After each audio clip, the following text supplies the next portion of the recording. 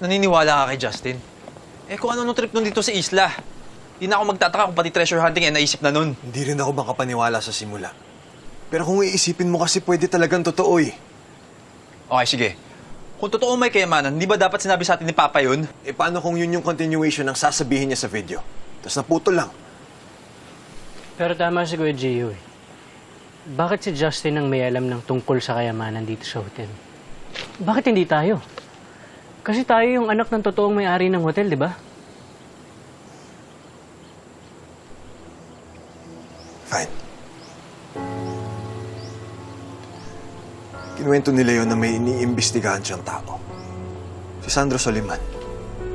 Yung contractor ni Papa dati dito sa hotel. Tapos?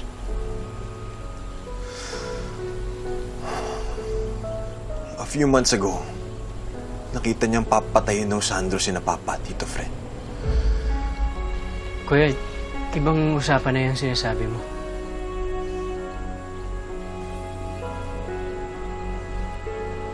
Napatayin nila yon si Sandro. Ano? Nakapatay si Kuya Leon? Sinabi sa ito ni Leon?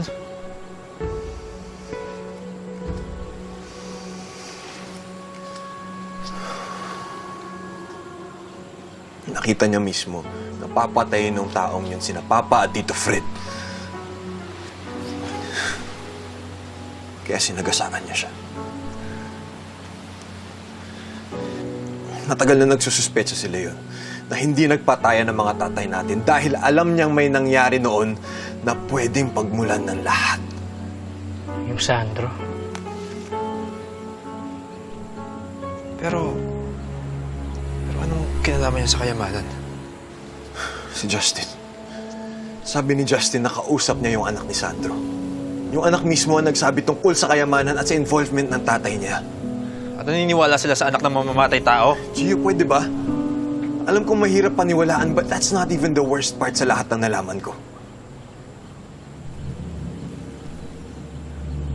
Hindi nag-iisa si Sandro ang naghahanap ng kayamanan. Kilala natin yung kasabwat. Kasabwat, may kinalaman, whatever you wanna call it. Sino yun? Si Andy.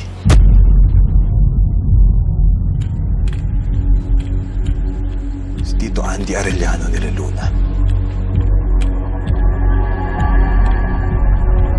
So, magkita na lang tayo bukas for the final signing, okay? Yes, Tito. Thank you po. Anong ginagawa mo dito? Kuya! Kuya! What's wrong with you? Are you okay? Hindi mo ako mauto kaya pinubugbog mo na ako? Kuya! Kuya, ano ba? Tama na! Tapos kapag wala ako, yung mga kapatid ko naman yung uutuin mo?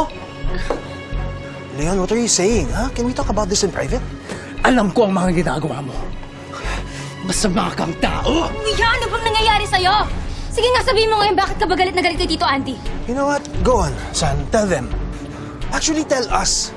Ano ba talaga nangyayari? Kasi gulong-gulo na ako. May nagawa ba akong masama? Kuya. Igilan mo na kami. Leave my family alone! Hindi ko gustong makapatay. But that guy is a monster.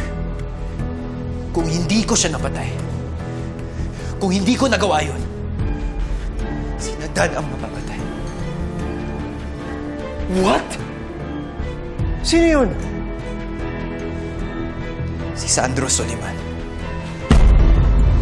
Tatay ni Juan?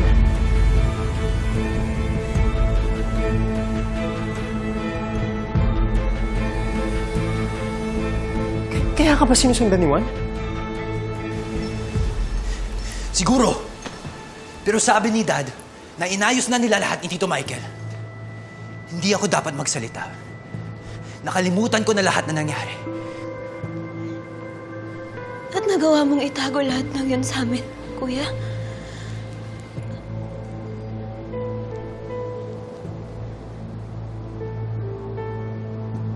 Pero anong kinalaman ng lahat ng yun kay Tito Andy? Dahil si Tito Andy at ang Sandro na gustong pumatay kina Dad, magkasabwat sila.